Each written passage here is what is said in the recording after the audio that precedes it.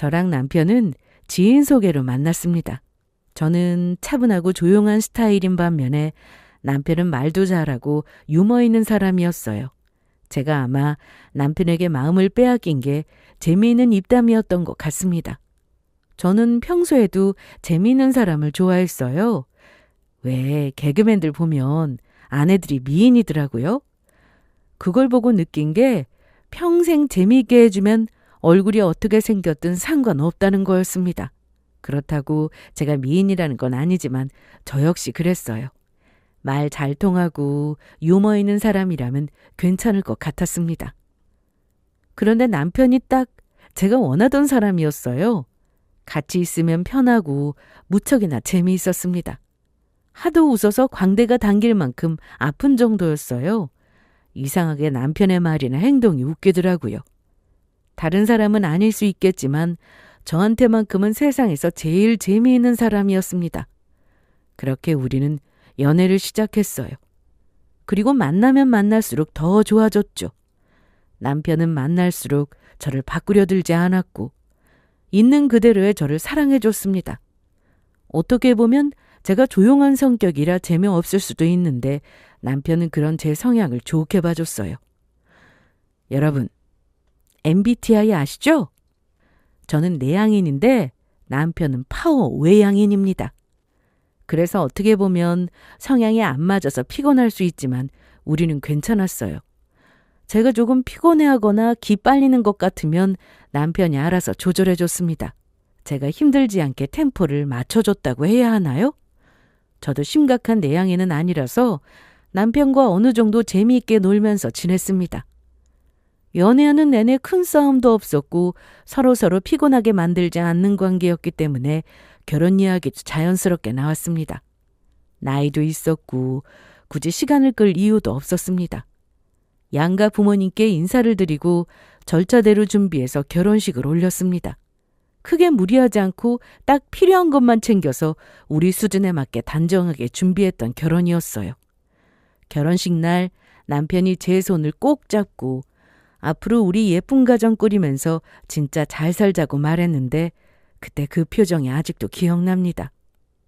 그때까지만 해도 저는 정말 이 사람이랑은 오래 잘 살 수 있을 거라고 믿었어요.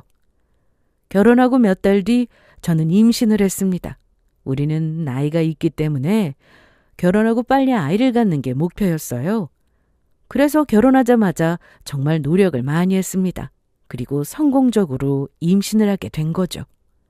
처음 테스트기에 2주를 봤을 때 이게 정말 진짜인가 하면서도 뭔가 믿기지 않고 얼떨떨하더라고요. 하지만 곧 큰 기쁨을 느꼈습니다. 남편은 쑥스러운 듯 웃으면서도 은근히 들떠 있었고 저도 우리가 진짜 가족이 되는구나 하는 실감이 나기 시작했습니다. 그렇게 저는 태교에 전념했어요. 그리고 임신하고 나서 몇 달 뒤에 남편에게 새로운 취미가 생겼습니다. 그건 바로 사진 촬영이었어요. 남편은 연애할 때부터 카메라에 관심이 많았어요. 처음엔 그냥 사진 예쁘게 찍는 걸 좋아하는 정도였는데 혼자 독학도 하고 유튜브로 촬영 기법을 찾아보면서 이것저것 따라하더니 결혼하기 전부터는 본격적으로 배우기 시작했습니다.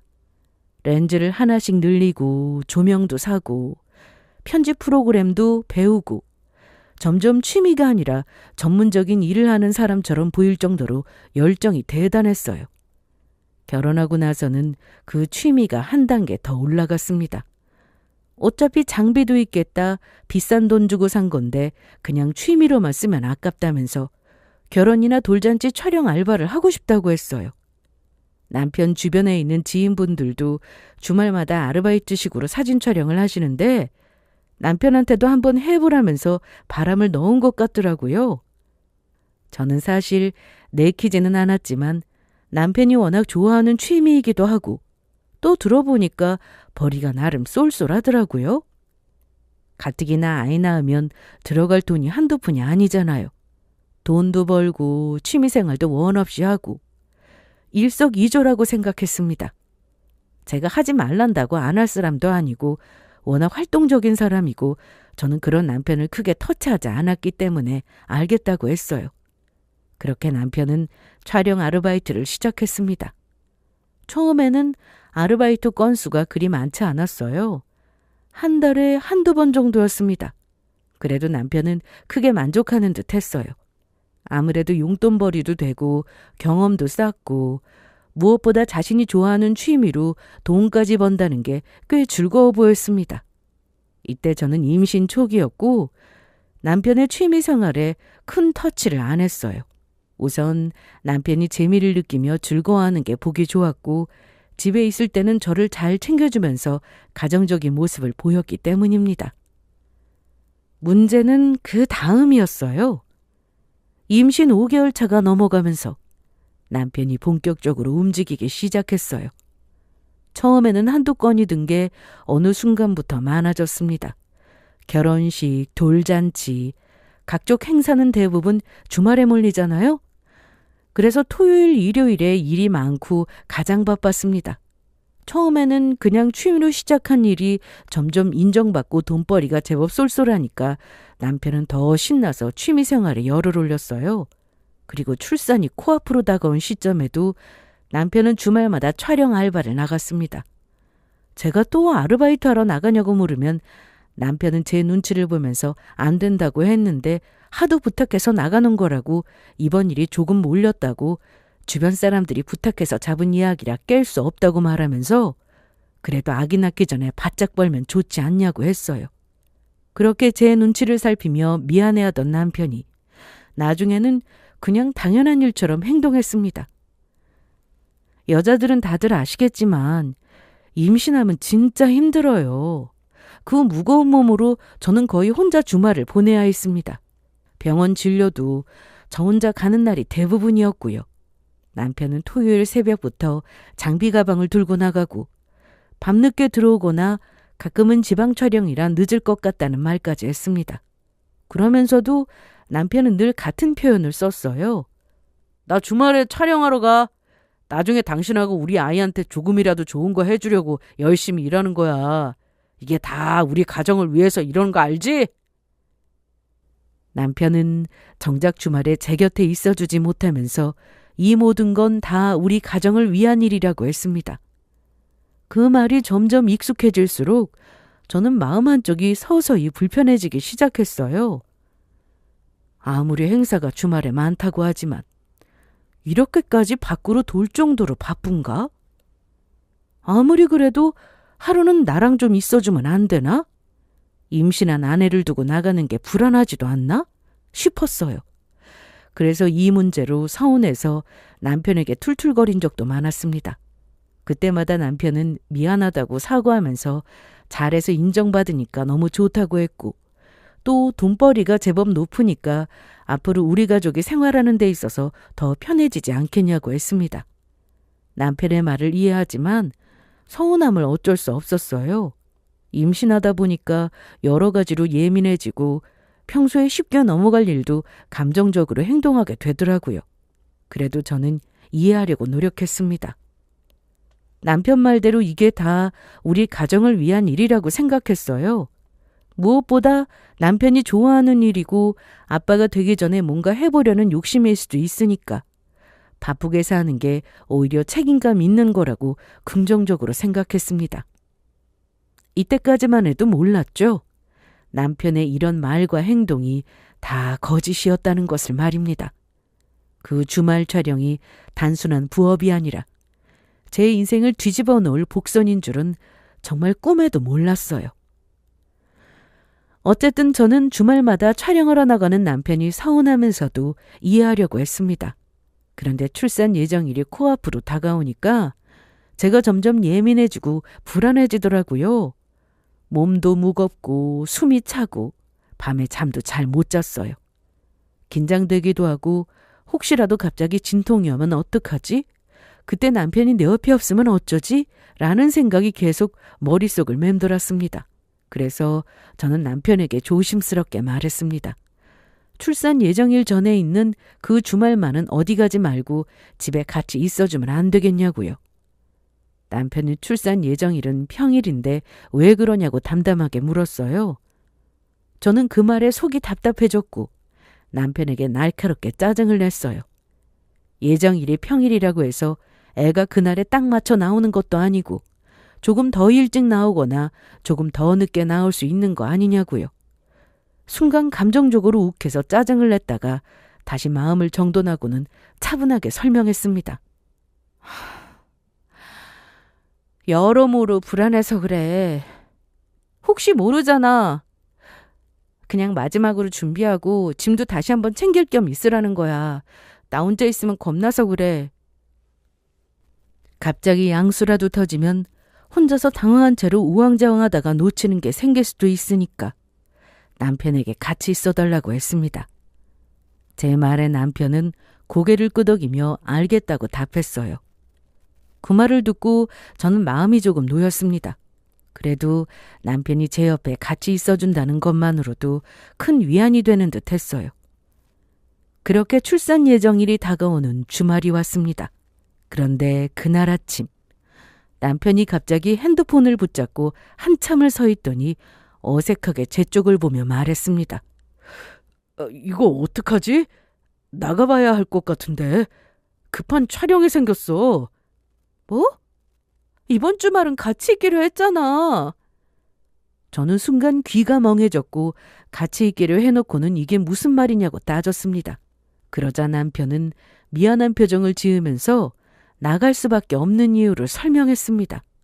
그래, 나도 당신 옆에 있어주고 싶어서 오래전에 예약된 촬영을 다른 사람한테 부탁했거든?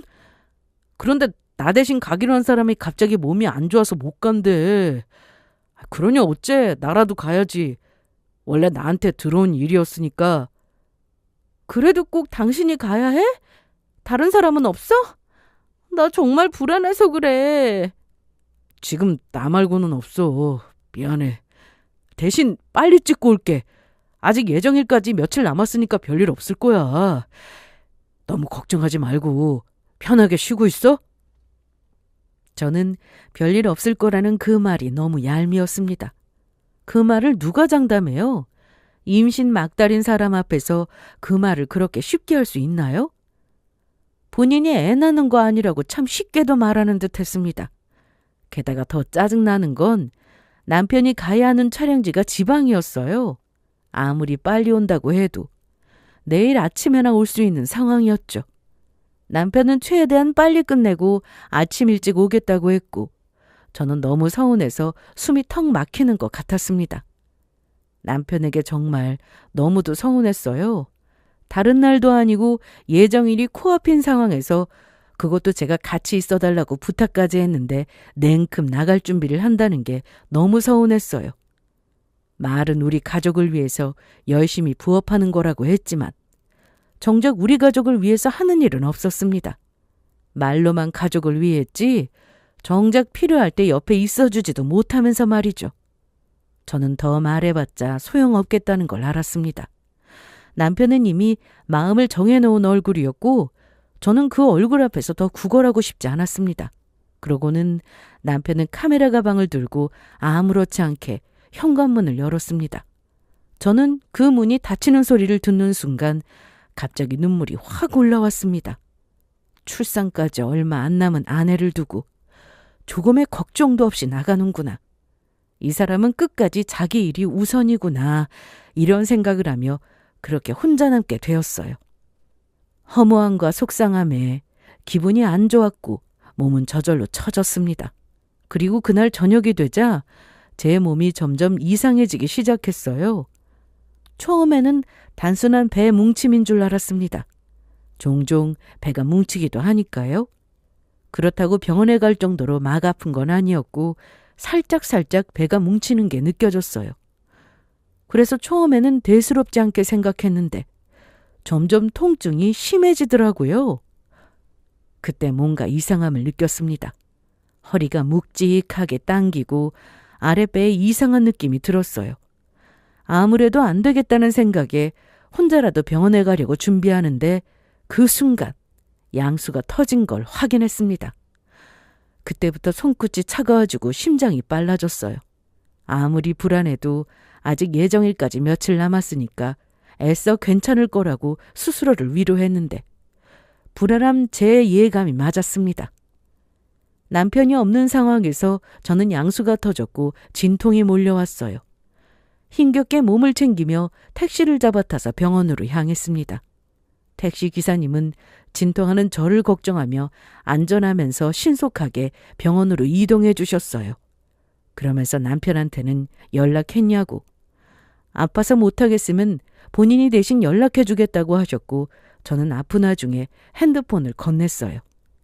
기사님은 냉큼 남편에게 전화를 걸었지만 남편은 받지 않았습니다. 몇 통이나 전화했는데도 받지 않았어요. 촬영할 때 정신없기도 하고 집중해서 촬영하느라 전화를 잘 안 받기는 하지만 그래도 이 정도로 안 받을 줄은 몰랐습니다. 계속해서 전화를 거는데 단 한 번도 받지를 않는 게 너무 짜증났어요. 그래도 이때는 짜증보다 배가 아픈 게 먼저였습니다. 그렇게 택시를 타고 저는 빠르게 병원으로 이동했습니다. 택시에 내려서 병원 안으로 들어가면서도 계속 핸드폰을 들여다봤어요. 남편이 혹시 전화를 받을까 싶어서요. 그런데 남편은 그 순간까지도 전화를 받지 않았습니다. 병원에 도착하자마자 저는 바로 처치실로 들어갔고 간호사들이 분주하게 움직이면서 상황을 확인했습니다. 예정일보다 며칠 빠르게 진통이 시작됐지만 괜찮다고 했고 그러면서 출산할 준비를 시작하더군요. 곧 분만실로 들어갈 거라는 말에 저는 덜컥 겁이 났습니다. 출산을 앞두고 불안해하는 게 당연한데 그때 제 옆에는 남편이 없었어요. 옆에서 손이라도 잡아주면 무서움이 덜할 텐데 의지할 남편이 없으니까 참 서글프더라고요. 간호사와 의사가 보호자는 어디 있냐고 오고 있냐며 물었고 저는 숨이 찬 채로 전화를 안 받는다고 연락이 안 된다고 겨우 말했습니다. 그러자 간호사 표정이 잠깐 굳더니 본인이 계속 연락해본다고 말했어요. 그리고 진통은 점점 강해졌습니다. 숨을 들이마시고 내쉬고 이를 꽉 깨물고 버티는데도 통증이 계속 밀려왔습니다.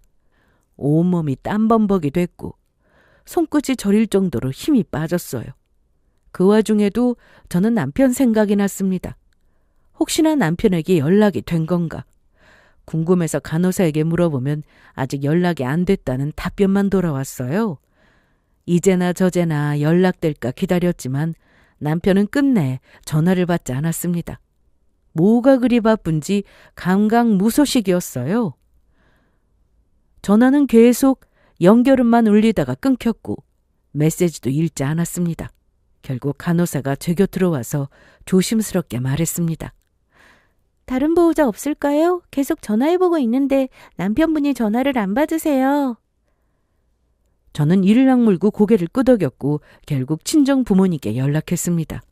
지금 이 상황이 너무 비참했어요. 애 낳는 날 남편 없이 친정 부모님을 급히 부르는 제 모습이요. 얼마 지나지 않아 친정 부모님이 병원으로 달려오셨습니다. 아빠는 숨이 차서 말을 제대로 못하셨고 엄마는 제 손을 잡으면서 울먹이셨습니다. 그러고는 괜찮다고 엄마 여기 있다고 말씀하시면서 연신 제 땀을 닦아주셨어요. 그 말에 저는 그제야 눈물이 확 터졌습니다. 진통 때문에 아픈 건 참을 수 있었는데 혼자였다는 사실이 너무 서러웠습니다. 그리고 저는 그렇게 사투를 벌인 끝에 아이를 낳았습니다.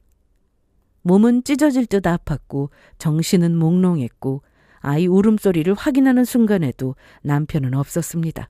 그리고 아이를 낳고 나서야 남편에게서 연락이 왔어요. 그것도 몇 시간이나 지나서 한참 후에 나요. 전화가 울리는 걸 보는데 짜증이 먼저 올라왔습니다. 지금 와서 전화 온 게 너무 짜증나서 전화 받지 않았습니다. 받고 싶지도 않았고 말도 섞기 싫었어요. 그리고 저는 아이 낳은 것도 말하지 않았습니다. 제가 말 안 해도 결국 알겠지만 그때만큼은 그 인간에게 제 소식을 전해주고 싶지 않았습니다. 그런데 다음 날 이른 아침이 되어서야 남편이 병실로 들어왔습니다. 문이 열리고 남편 얼굴이 보이는 순간 저는 더 화가 났어요. 남편은 잔뜩 제 눈치를 보는 얼굴이었습니다. 평소에 잘 안 하던 표정이었죠. 어색하게 웃으면서 다가오려 했는데 저는 바로 쏘아붙였습니다. 그 잘난 촬영이나 계속할 것이지 여긴 뭐하러 왔냐고 막 따지니까 남편은 당황스러운 얼굴로 안절부절 못하더군요.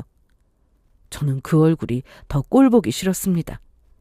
제가 애 낳았다는 걸 제가 말하지 않았는데도 알고 있는 걸 보니 친정부모님이 연락하신 게 분명했어요.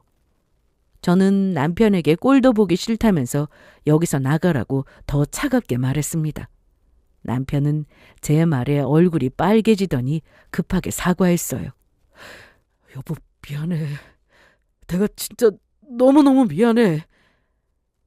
미안하다고 사과하면 다야? 정작 필요한 순간 옆에 있어주지도 못했으면서 임신 내내 밖으로만 돌다가 애 낳는 순간까진 내 옆에 없는 게 말이 되니? 말하면 말할수록 속이 뒤집혔습니다. 저는 숨이 차서 제대로 말도 못하면서 그래도 끝까지 퍼부었습니다. 그러자 남편은 갑자기 울먹이더니 제 앞에 무릎을 꿇었어요. 차디찬 바닥에 무릎을 꿇고 눈물을 흘리면서 사과했습니다. 내가 진짜 잘못했어. 나는 하필 내가 없는 그 순간에 애가 나올 거라고는 상상도 못했어. 당신 옆을 지켜야 했는데 그렇지 못해서 미안해. 남편은 정말 제 옆에 있어주고 싶었는데 도저히 모른 척할 수 없는 촬영권이라 하는 수 없이 간 거라고 했어요. 오래전에 예약한 거기도 하고 하필 직장 상사가 부탁한 거라 안 갈 수 없는 상황이었다고 했습니다. 오래도록 전화를 안 받은 건 기분 좋은 직장 상사가 한턱 크게 내겠다면서 술을 사줬는데 하도 술을 권해서 많이 마시고 뻗었다고 했어요. 그래서 전화를 못 받았다면서 사과했고 그 모습을 보는데 저는 너무 더 허무했습니다. 무릎 꿇는 게 뭐가 중요해요? 아기 낳는 순간 제가 가장 무섭고 아플 때 그 사람은 없었잖아요. 그 서러움은 정말 평생 가는 거잖아요. 아무리 어쩔 수 없는 상황이었다고 해도 저로서는 죽을 때까지 서운한 일이었습니다. 남편이 계속해서 미안하다고 사과해도 제 마음은 풀리지 않았어요. 병실에서 무릎을 꿇고 울었다고 해서 출산 순간에 혼자였던 기억이 사라지는 건 아니잖아요. 그날의 공포, 그날의 서러움은 몸에 박힌 것처럼 남아 있었습니다. 그래서 진짜 두고두고 온갖 짜증을 다 내면서 구박하려고 했는데 그 일이 있고 나서 남편은 달라졌어요. 산후조리원에 들어간 뒤부터 남편은 사람이 바뀐 것처럼 행동했습니다. 예전 같으면 바쁘다고 피곤하다는 핑계가 먼저 나왔을 텐데 이번엔 달랐어요. 남편은 가능한 한 조리원을 떠나지 않았고 제가 필요로 하는 걸 먼저 찾았습니다. 제가 물 한 잔 마시고 싶다고 하면 말 끝나기도 전에 벌떡 일어나 움직였고 뭐가 없다고 하면 바로 내려가서 사오고 제가 얼굴이 조금만 굳어도 어디 아프냐고 불편한 거 있으면 바로 이야기하라면서 살피는 모습이었어요. 무엇보다 놀라웠던 건 주말이었습니다. 그동안 남편의 주말은 늘 촬영하느라 바빴는데 조리원에 있는 동안은 주말은 물론이고 평일에도 시간을 내서 제 옆을 지켰습니다. 계속 제 곁에 붙어 있으려고 했어요. 제가 뭐만 말해도 쏜살같이 움직이고 제가 피곤해 보이면 어깨도 주물러주고 농담도 던지면서 최대한 분위기 풀어보려 애쓰는 게 보였습니다. 그걸 보면서 제 마음도 조금씩 흔들렸어요. 그래도 반성은 하는구나 싶고 늦게라도 정신 차린 건가 라는 생각이 들면서 마음이 참 단순하면서도 복잡해졌습니다. 괘씸한 마음은 여전히 남아있는데 상대가 열심히 노력하는 걸 보고 있으면 또 완전히 못 박아버리기 어렵더라고요. 머리로는 이해하려고 했습니다. 내 곁에 있어주려고 했지만 대타가 갑자기 못 가게 됐으니까 남편으로서는 어쩔 수 없는 일일 수도 있다고요. 하지만 마음은 따로 움직였습니다. 머리로는 이해해도 가슴 한쪽이 서늘한 건 어쩔 수 없었어요. 지금 이렇게 노력해주는 건 좋지만 그때도 내 곁에서 이렇게 좀 잘해줬으면 얼마나 좋았을까 하는 뭐 그런 생각이 계속해서 머릿속을 맴돌았습니다. 아무리 떨쳐버리려고 해도 종종 지난 일이 떠올랐어요. 그래도 시간이 지나면서 저는 조금 누그러졌습니다. 남편이 꾸준히 잘하려는 모습을 보였고 저는 산후조리 중이었으니까 싸우고 따지고 할 에너지도 없었습니다. 그냥 조용히 넘기고 몸 회복에 집중하는 게 우선이었어요. 그리고 조리원을 나왔습니다. 이제부터는 집에서 몸조리도 하고 본격적으로 육아가 시작되는 시기였죠. 남편은 집에서도 적극적으로 나서려고 했습니다. 아기 울면 먼저 달려가고 부녀 타는 것도 배우겠다고 하고 밤중 수유도 번갈아져고 하고 제가 쉬어야 한다면서 집안일도 자기가 하겠다고 했습니다. 그 모습만 보면 정말 이제 달라졌다고 믿고 싶었습니다. 그래서 저는 스스로에게 이렇게 말하며 마음을 눌렀어요. 남편도 이 일을 겪으면서 많은 걸 느꼈을 것이고 지난 일을 반성했을 거라고요. 아무튼 조리원에서 나와 집으로 돌아오고 나서도 한동안은 남편이 꽤 열심히 했습니다. 그런데 시간이 지나면 사람은 결국 본래 성향으로 돌아간다고 하잖아요. 남편도 그랬습니다. 어느 날부터 슬슬 표정이 달라지기 시작하더니 뭔가 계속 마음이 바깥에 있는 사람처럼 굴었어요. 핸드폰으로 촬영 일정 확인하고 장비를 다시 꺼내 닫고 렌즈를 만지작거리고 그놈의 카메라가 다시 남편 손에 붙기 시작했습니다. 그리고 결국 남편이 조심스럽게 말을 꺼냈어요. 나 이번 주말에 촬영하고 와야 할 것 같은데. 저는 그 말을 듣는 순간 속이 확 뒤집혔습니다. 아직 제 몸도 완전히 회복된 게 아니었고 집에서 혼자 육아하는 것도 하루가 다르게 벅찼거든요. 솔직히 아직 서운함이 다 풀린 게 아니었기에 어느 정도는 같이 해줄 거라는 기대가 있었습니다. 그런데 남편은 또 촬영 이야기를 꺼냈어요. 그래서 또 그놈의 촬영냐고 신경질을 부렸습니다. 뭐? 촬영? 요즘 웬일로 조용하다 했어. 나 아직 몸도 덜 회복됐고 애도 봐야 하는데 이 상황에 촬영하러 가야겠니? 진짜 양심이라는 게 없어? 이제는 나랑 애까지 나몰라라 하려고? 제 짜증에 남편은 미안한 얼굴로 고개를 좀 숙이고 목소리를 낮추면서 나름대로 변명하기 시작했습니다. 자신도 더 같이 있고 싶은데 그동안 일을 많이 쉬기도 했고 계속 안 하면 더 이상 불러주는 곳이 없어서 일이 끊긴다고 했습니다. 다는 못 가더라도 조금은 하는 게 좋다고. 할 수 있을 때 조금이라도 모아야 하지 않냐고 했습니다. 그러면서 이제는 전처럼 무리하게 일정 많이 잡지 않을 거라고 했어요. 저는 그 말을 듣는데 지긋지긋했습니다. 솔직히 말하면 말하기도 입 아팠어요. 이 사람이 고집을 꺾을 사람이 아니라는 걸 저는 이미 경험으로 알았거든요. 그래서 저는 싸우기도 귀찮고 감정 소비하고 싶지 않아서 마음대로 하라고 날카롭게 선을 그었습니다. 그러자 마음이 놓이지 않았는지 남편이 먼저 조건을 제시했어요. 만약 본인이 다시 가정에 소홀해지고 선을 넘는다 싶으면 바로 이 카메라를 팔아버리고 다시는 촬영일 같은 건 하지 않겠다고 했습니다. 그 말에 저는 놀라서 눈을 크게 떴어요. 남편 입으로 그런 말을 먼저 할 줄은 몰랐거든요. 저는 잠시 남편 얼굴을 뚫어지게 바라보면서 정말 진심으로 하는 말인지 살펴봤습니다. 그리고 남편의 말대로 하기로 결심했어요. 좋아.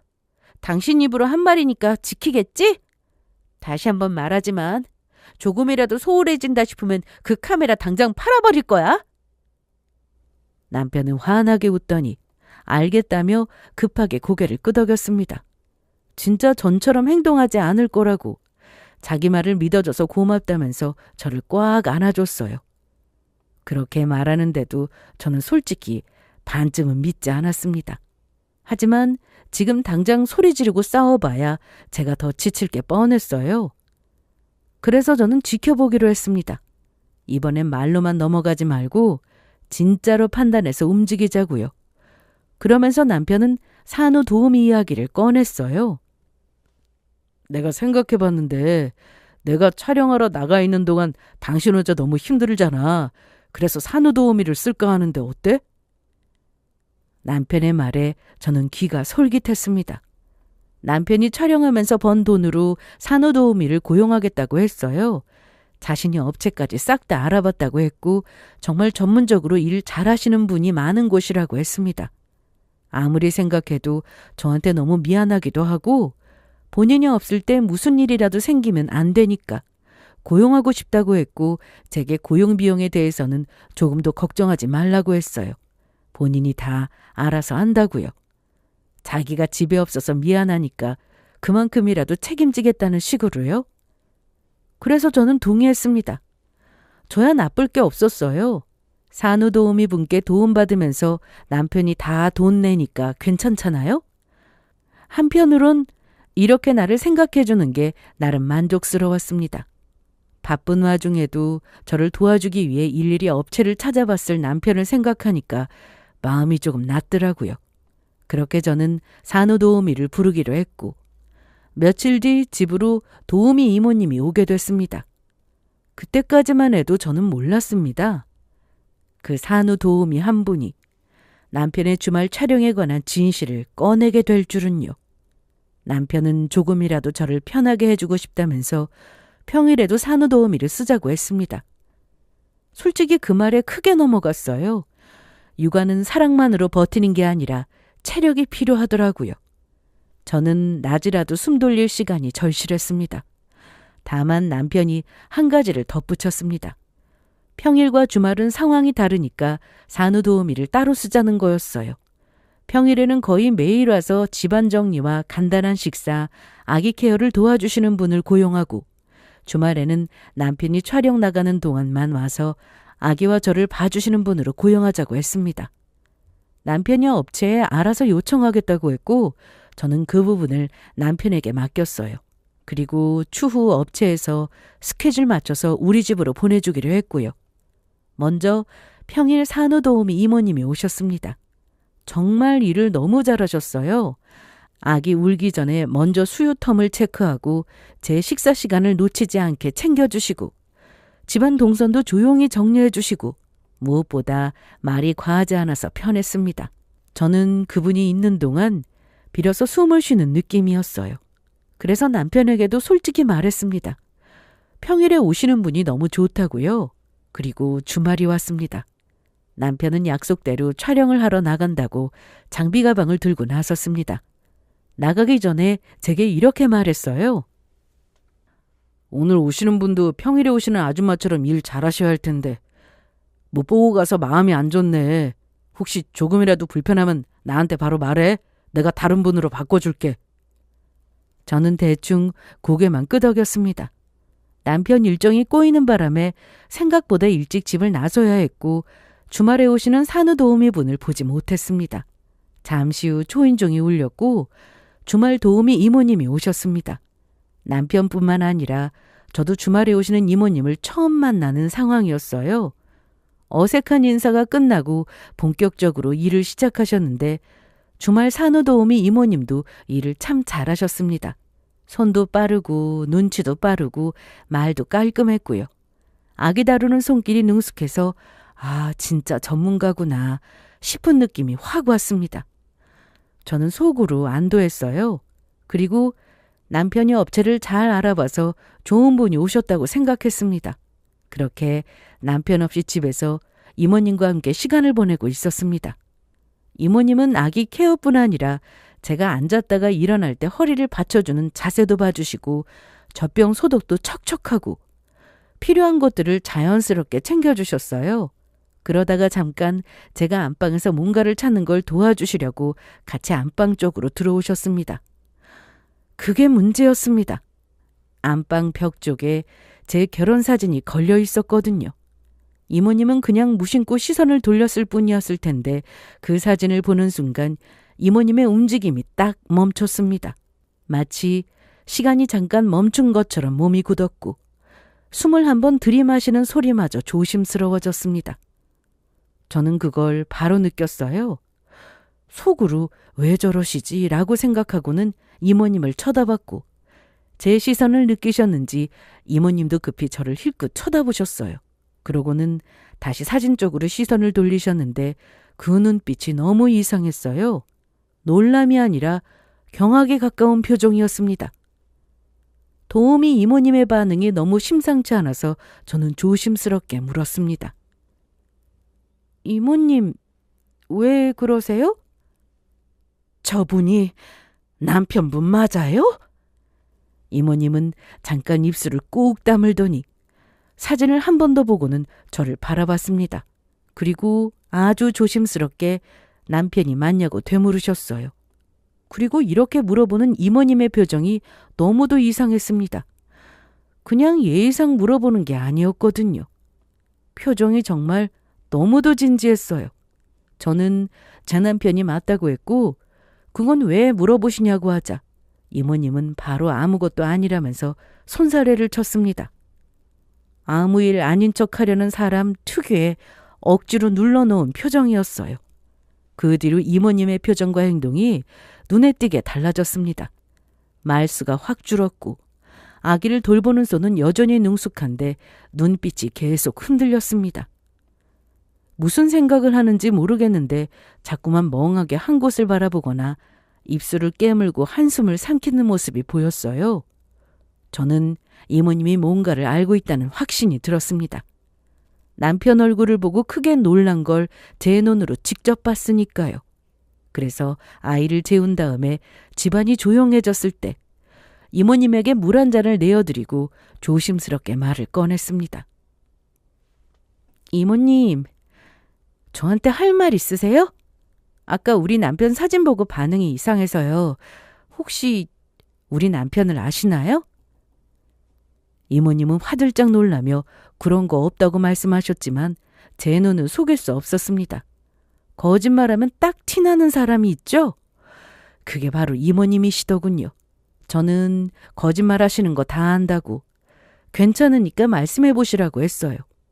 이모님은 그 순간 고개를 푹 숙이고 한참을 말이 없었습니다.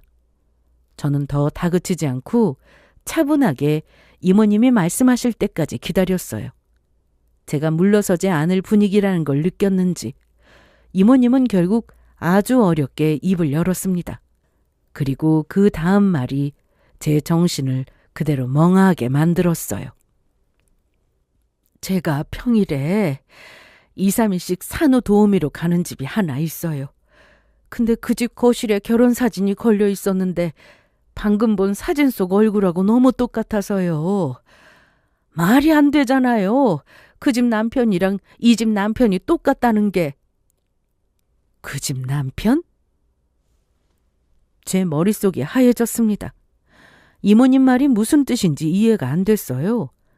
이게 지금 닮았다는 얘기인지 아니면 제가 상상도 하기 싫은 그 얘기인지 모르겠더라고요. 이모님은 제 표정을 보고 더 조심스럽게 말을 이어갔습니다. 처음 사진을 봤을 때는 닮은 사람인가 하고 생각하셨대요. 그런데 한 번 더 보고 다시 보고 아무리 봐도 닮은 사람이 아니라 동일 인물이라는 확신이 들었다고 하셨습니다. 그 집을 한두 번 가본 것도 아니고 거의 반년 정도 됐기 때문에 얼굴이 헷갈릴 일이 없다고 하셨죠. 그래서 더 말을 못했다고 하셨습니다. 제가 이런 말을 하는 게 너무 조심스럽잖아요. 괜히 말 잘못했다가 가정에 일이라도 생기면 어떡해요. 그래도 남의 가정사에 함부로 끼어드는 건 아닌 것 같아서 그냥 모른 척 하려고 했어요. 이모님은 괜히 일이 커질까 봐 말을 안 하려고 하셨지만 그런데도 입을 열게 된 이유가 있었습니다. 이모님은 손을 꼭 모은 채로 진짜 모른 척 하려고 했는데 생각할수록 너무 찜찜했다고 했어요. 무엇보다 아무것도 모르는 저와 그 집 애엄마한테 못할 짓을 하는 것 같아서 마음이 불편하다고 하셨죠. 모르면 모를까 알게 된 이상 어떻게 또 모른 척할 수 있나 고민스러웠다고 하셨습니다. 그 말을 들으니 이모님의 사정도 이해가 되더라고요. 이건 남의 가정사고 괜히 입 열었다가 무슨 불똥이 튈지 모르니까요. 너무도 심각한 이모님의 표정에 저는 긴장됐지만 그래도 이건 말도 안 되는 일이라고 생각했습니다. 저랑 결혼했는데 어떻게 다른 집 결혼사진에 남편이 있을 수 있겠어요? 말도 안 되는 일이지만 정말 깜짝 놀랄 정도로 닮은 사람일 거라고 믿고 싶었습니다. 단순한 오해나 착각이기를 바랬어요. 그러나 정말 무서운 건 이모님의 다음 질문이었습니다. 이모님이 제 얼굴을 살피더니 더 낮은 목소리로 물었습니다. 남편분 주말마다 밖에 나가고 집에 잘 안 들어오지 않아요?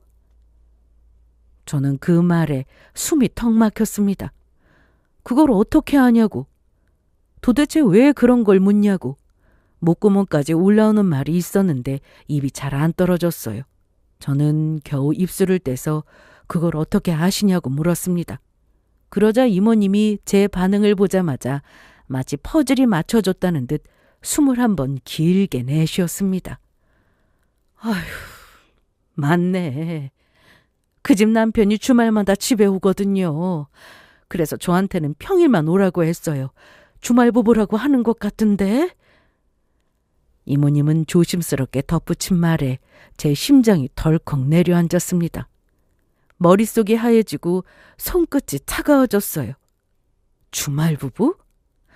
하필 내 남편은 주말마다 촬영이 있다면서 나갔고 그 집은 주말마다 들어온다? 이상하리만큼 퍼즐이 들어맞는 느낌이었습니다. 그리고 그와 동시에 전의 일이 떠올랐어요. 출산 직전 주말에 지방 촬영이라며 외박했던 그날. 제가 진통으로 전화할 때 남편이 받지 않던 이유. 주말마다 계속 잡혔던 촬영 일정들. 이게 전부 다른 이유라면? 그 순간부터는 제가 무슨 정신으로 이모님과 이야기를 이어갔는지도 잘 기억이 안 납니다. 몸이 얼어붙은 채로 저는 겨우겨우 정신줄을 붙잡고 딱 하나만 부탁드렸습니다. 이모님, 다음 주 평일에 그 집에 가시면 거기 결혼 사진으로 찍어서 저한테 보내주실 수 있어요? 이모님은 잠깐 망설이다가 조심스럽게 고개를 끄덕였습니다. 그 다음 한 주는 제 인생에서 정말 길었습니다. 남편을 보는 게 꺼림칙했어요. 같은 집에 있는데도 갑자기 낯선 사람이 된 것 같았습니다. 그래도 저는 티를 내지 않으려고 했습니다. 아직 확실한 게 아무것도 없었으니까요. 그래서 저는 그냥 몸이 안 좋다고 핑계를 댔습니다. 남편은 정말 제가 아픈 줄 알았는지 오히려 더 걱정했습니다. 물도 떠다 주고 밥도 챙기려 하고 괜히 눈치를 살폈어요. 저는 그 모습이 더 꼴보기 싫었습니다. 그리고 드디어 평일이 됐습니다. 그날 오후 이모님에게 문자가 왔습니다. 사진이 첨부되어 있었고 제 손은 덜덜 떨렸어요. 휴대폰이 손에서 미끄러질 것 같았고 심장이 너무 뛰어서 숨이 가빠졌습니다. 저는 떨리는 손으로 문자를 열었습니다. 그리고 화면에 떡하니 보이는 사진을 확인했습니다. 그 집 거실벽에 걸린 결혼사진. 그 사진 속 신랑 얼굴을 보는 순간 저는 그대로 얼어붙었습니다. 그 얼굴은 제가 매일 보는 그 얼굴이었습니다. 바로 제 남편의 얼굴이었어요. 같은 눈, 같은 입꼬리, 같은 표정. 닮았다가 아니라 완전히 동일인이었습니다. 그 순간 제 머릿속에서 뭔가 툭 끊어졌습니다.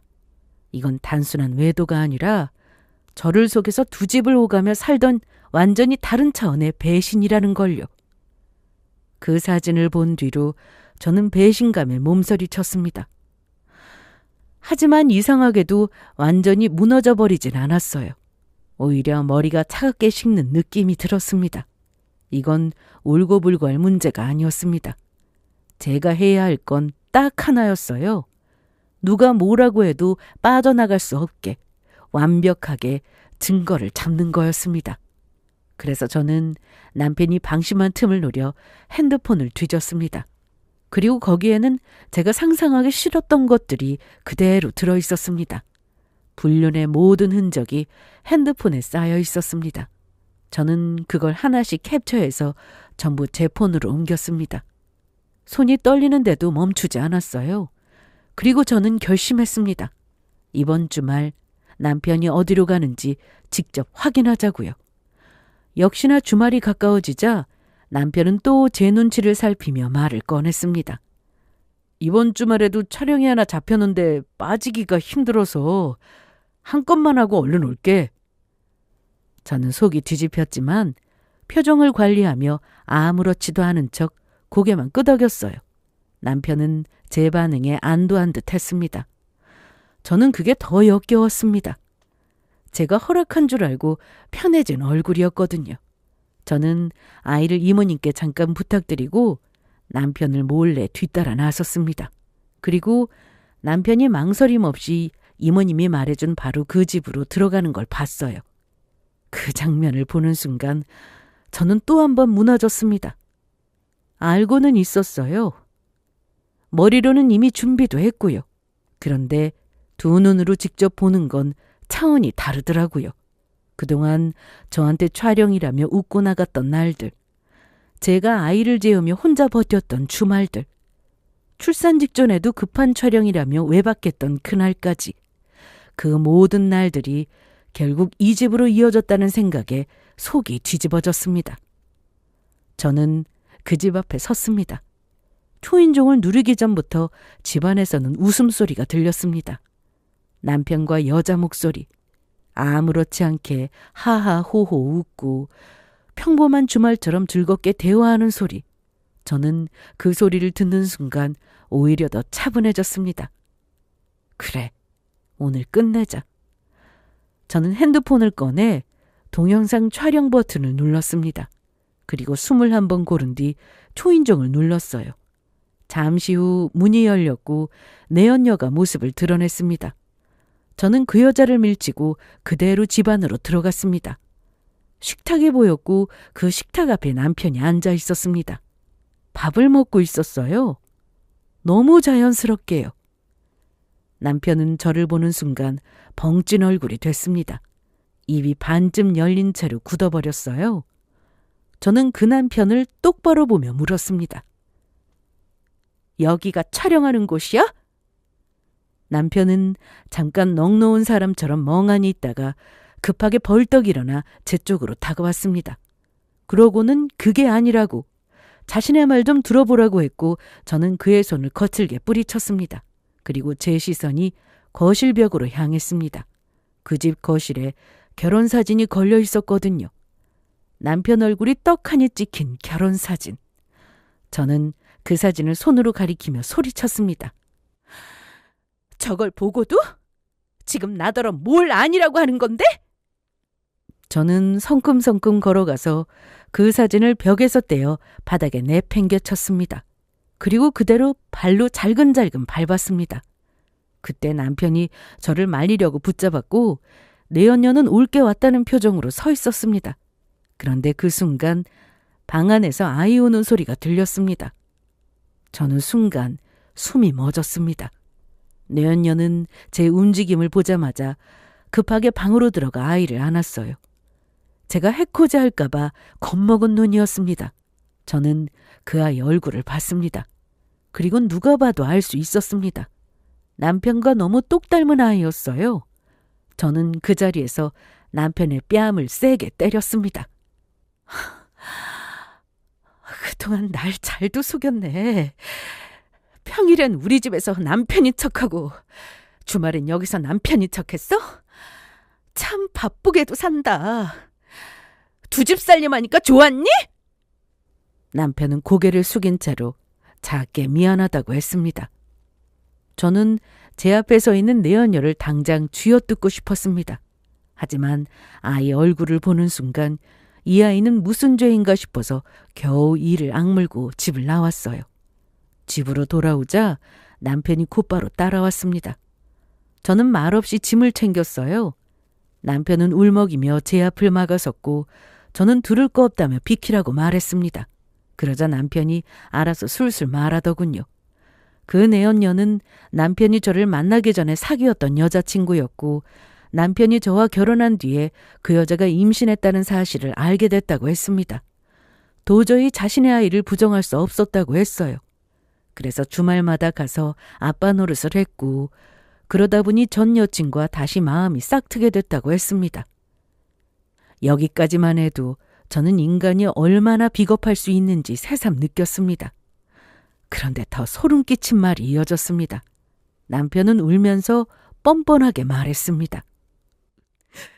나는 너도 사랑하고 그 여자도 사랑해. 내가 할 수 있는 난 두 여자와 아이를 다 책임지고 싶었어. 저는 그 말을 듣고 정말 벌레 보듯 남편을 쳐다봤습니다. 그러면서 그렇게 말하면 내가 감동이라도 할 줄 알았냐고.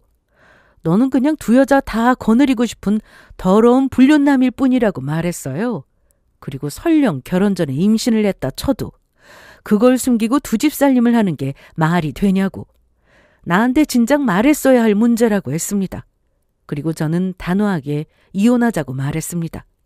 증거 다 있으니 발뺌할 생각하지 말라는 말과 함께 아이를 안고 친정집으로 들어갔어요. 그 뒤는 순식간이었습니다. 친정도 뒤집혔고 시댁도 발칵 뒤집혔습니다. 더 기가 막힌 건 시모가 그 내언녀를 원래부터 엄청 싫어했다는 사실이었습니다. 결혼도 뜯어말릴 정도로 반대했어요. 이유는 그 여자가 고아였고 한때 술집에서 일했다는 소문이 있었다고요. 그래서 절대 며느리로 못 들인다고 일을 갈았다고 했습니다. 그러면서 내언녀가 낳은 아이는 손자가 아니라면서 부정했대요. 죽어도 그 여자와 아이를 인정하지 않겠다고 했습니다. 결국 그 여자는 시댁에서 사람 취급도 못 받고 계속 괴롭힘을 당하다가 아이를 데리고 사라졌습니다. 남편은요? 남편은 결국 혼자가 됐습니다. 저한테 다시 찾아와 빌고 매달리고 약한 모습을 보였지만 저는 눈 하나 깜짝하지 않았습니다. 아이도 보여주지 않았어요. 지금 저는 아이와 조용히 잘 지내고 있습니다. 남편이 주말마다 사라지는 이유는 촬영이 아니라 그 집이었습니다. 그리고 그 진실을 알게 된 순간부터 저는 더 이상 제 인생을 속인 사람에게 한 번도 기회를 주지 않기로 했습니다. 이번 일을 겪고 진짜 무서운 건 사람이라고 생각됩니다. 거짓말을 숨쉬듯 하는 사람, 두 집을 오가면서도 아무렇지 않게 웃는 사람, 들켜도 변명으로 포장하는 사람 말이에요. 혹시 이 글을 보시는 분들 중에 요즘 남편이 혹은 연인이 유난히 바쁘다면서 주말마다 사라지고 핸드폰을 숨기고 말투가 달라지고 설명이 자꾸 앞뒤가 맞지 않는다고 느끼신다면 그 감각을 제발 무시하지 마세요. 의심은 죄가 아니고 확인하는 건 내가 나를 지키는 방법이었습니다. 여러분은 저와 같은 일을 겪지 않기를 바라면서 이만 글을 마치도록 하겠습니다. 여러분의 하루가 부디 덜 외롭고 더 안전하길 바랍니다. 그럼 지금까지 저의 긴 사연을 들어주셔서 감사합니다.